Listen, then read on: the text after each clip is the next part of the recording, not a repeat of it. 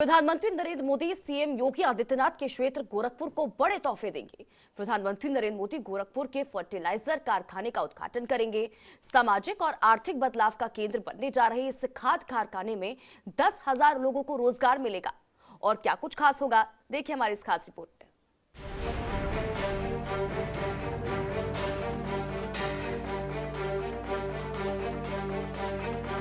पूर्वांचल उत्तर प्रदेश का वो हिस्सा जिसके साथ आजादी के बाद से ही सौतेला व्यवहार किया गया।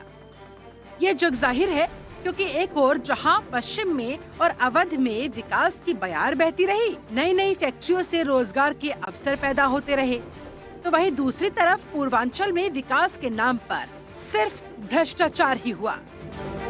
लेकिन योगी सरकार आने के बाद से पूर्वांचल पर विशेष ध्यान दिया गया। इसी कड़ी में 7 दिसंबर यानी कि मंगलवार को सीएम योगी आदित्यनाथ के प्रयास से गोरखपुर में 30 साल से अधिक समय से बंद पड़े गोरखपुर उर्वरक संयंत्र को फिर से शुरू किया जाएगा। देश में यूरिया के उत्पादन में आत्मनिर्भरता हासिल करने के पीएम नरेंद्र मोदी के विजन से प्रेरणा लेकर इस बड़े यूरिया कारखाने को फिर से शुरू किया जा रहा है। गोरखपुर की इस बड़ी परियोजना का लाभ विशेषकर पूर्वांचल क्षेत्र और आसपास के इलाकों के किसानों को होगा। संयंत्र में खास यही है कि एक तो ये हमने 48 मंथ्स में तैयार किया है और विश्व का सबसे एनर्जी एफिशिएंट प्लांट है ये। और इसका जो पिल टावर है वो सबसे ऊंचा है विश्व में। उससे जो नीम लेपित यूरिया है उसकी क्वालिटी बहुत अच्छी पैदा होगी। और इसके अलावा पर्यावरण की दृष्टि से इसका बहुत ध्यान रखा गया है और सेफ्टी की दृष्टि से बहुत अच्छा ध्यान रखा गया है। उसके लिए काफ़ी हमने निवेश भी ज़्यादा किया है। तो जीरो लिक्विड डिस्चार्ज प्रोजेक्ट हमारा है उसमें, और ब्लास्ट प्रूफ सीसीआर है, और इसमें हमने कोरियन टेक्नोलॉजी से हिंदुस्तान में पहली बार रबर डैम का भी प्रयोग किया है चिलवाता में।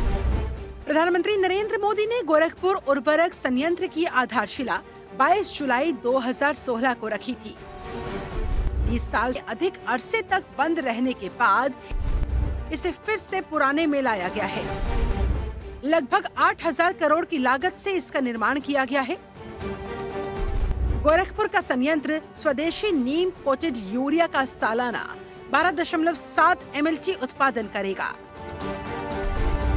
इस परियोजना में 149.2 मीटर का दुनिया का सबसे ऊंचा प्रिलिंग टावर है। इसमें भारत का पहला वायु तंत्र रबर डैम और सुरक्षा पहलुओं को बढ़ाने के लिए ब्लास्ट प्रूफ नियंत्रण कक्ष भी है। ये संयंत्र पूर्वांचल और आसपास के इलाकों के किसानों की यूरिया उर्वरक की मांग की पूर्ति करने की दिशा में उनके लिए अत्यंत लाभकारी साबित होगा।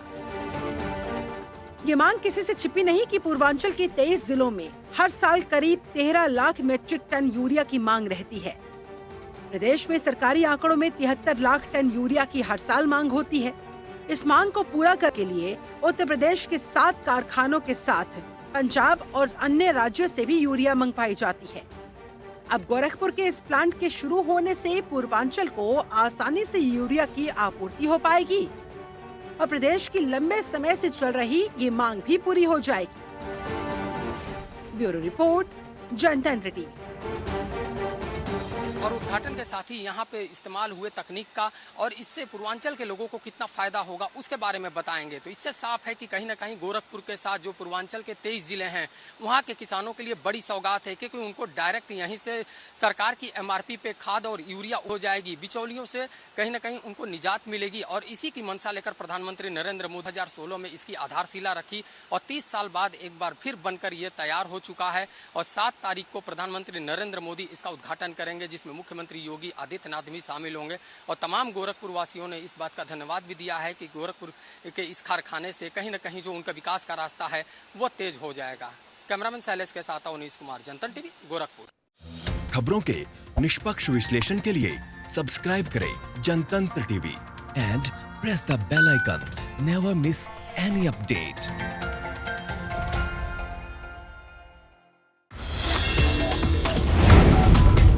Download the Janatantra TV app, available on Google Play and App Store.